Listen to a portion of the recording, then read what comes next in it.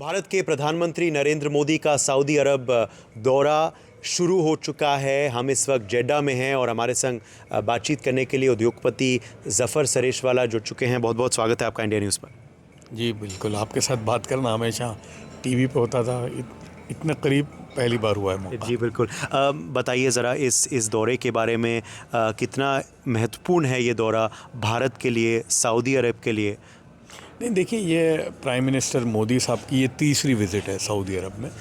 और जब से पहली बार जब 2015 में आए थे और उसके बाद और फिर क्राउन प्रिंस का वहाँ आना और आना जाना जो है उनके मिनिस्टर्स का, हमारे मिनिस्टर्स का आना, तो एक 10 सालों के अंदर बहुत अच्छा एक रिलेशनशिप हमारी बिल्टअप हुई है। और यहाँ जो इस वक्त का जो विज़िट है वो जिद्दा है। और जिद्दा बहुत ही महत्वपूर्ण इसलिए है कि जिद्दा बहुत बड़ा कमर्शियल हब है। और उसके अलावा ये इस्लाम की जो दो सबसे यानी हमारी प्रतिष्ठित जो जगह है, मक्का और मदीना का ये गेटवे है। बल्कि हमारे इस्लामिक पार्लांस में अगर आप देखें तो इसको हुदूद हरम कहते हैं।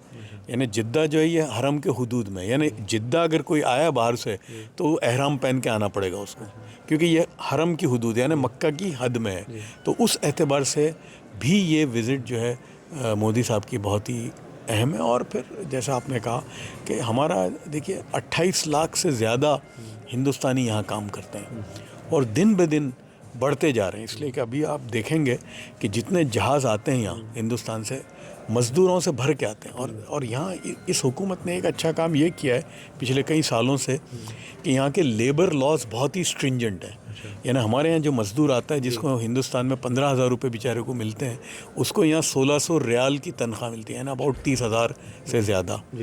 और वो तनख्वाह में लॉजिंग एंड बोर्डिंग होता है, जो उनका यहाँ कानून बहुत सख्त है कि बेहतरीन उसको रिहाइश और खाना, यानी जो हिंदुस्तान में कमा नहीं सकता उससे ज़्यादा तो ये बचाता है। और सिर्फ वो नहीं, उसके बाद जो सेकंड लेवल का है, थर्ड लेवल में है, वाइट कॉलर में और स्पेशलिस्ट की ज़बरदस्त डिमांड अब यहाँ पर होगी। तो मैं समझता हूँ कि उस एतबार से हिंदुस्तान का रोल बहुत ज़्यादा रहेगा। और क्या क्या फोकस रहेगा यहाँ इस बार? व्यापार, आर्थिक दृष्टिकोण से अगर देखें तो इकोनॉमिक टाइज पे फोकस रहेगा, एनर्जी की भी बात शायद आएगी, सुरक्षा का जो हमारा पार्टनरशिप है उस पे भी शायद चर्चा होगी। हाँ बिल्कुल, देखिए कारोबार बहुत इम्पॉर्टेंट है, बिज़नेस। और चूँकि जो डेवलपमेंट हो रहा है अभी सऊदी अरेबिया में, ख़ासतौर से जिद्दा में ही जो डेवलपमेंट, इंफ्रास्ट्रक्चर, कंस्ट्रक्शन की जो एक्टिविटी हो रही है वो अनप्रेसिडेंटेड है। यानी दुनिया में कहीं ऐसी नहीं हो रही है जो यहाँ हो रही है। तो ज़ाहिर है कंस्ट्रक्शन कंपनीज़ हैं, इंफ्रास्ट्रक्चर की कंपनीज़ हैं, आईटी के स्पेशलिस्ट हैं, आर्टिफिशियल इंटेलिजेंस के, एनर्जी तो है ही।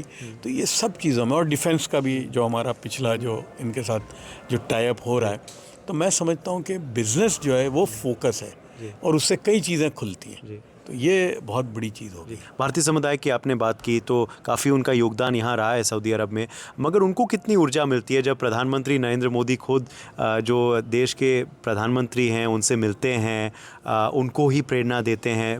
PM has often said before कि यही हमारे सॉफ्ट पावर हैं, जो फॉरेन देशों में रहते हैं। हाँ बिल्कुल, देखिए उससे ये होता है कि प्रधानमंत्री तो आए चले जाएंगे, लेकिन वो एक जो पीछे बोलते हैं ना, मैं हूँ तुम्हारे साथ, मैं हूँ ना, वो जो है ना वो उसको आप किसी लफ्ज़ में डाल ही नहीं सकते। वो जो मिलता है कि भाई मैं हूँ तुम्हारे साथ, और वो आपने देखा अभी कि वो मिले सबसे, यानी काफ़ी उन्होंने आधा घंटा पौना घंटा बिताया सबको मिलने का। तो ये बहुत बोलते हैं ना, उसका आप कोई लफ्ज़ों में उसको बयान नहीं कर सकते। अच्छा, PM मोदी के नेतृत्व में भारत और मिडल ईस्ट के संबंध किस दिशा में गए हैं आपके नज़रिए में? देखिए यानी हाँ, पिछली सरकारों का रोल है वो एक, लेकिन जो लेवल पे मोदी साहब लेकर गए वो अनप्रेसिडेंटेड है।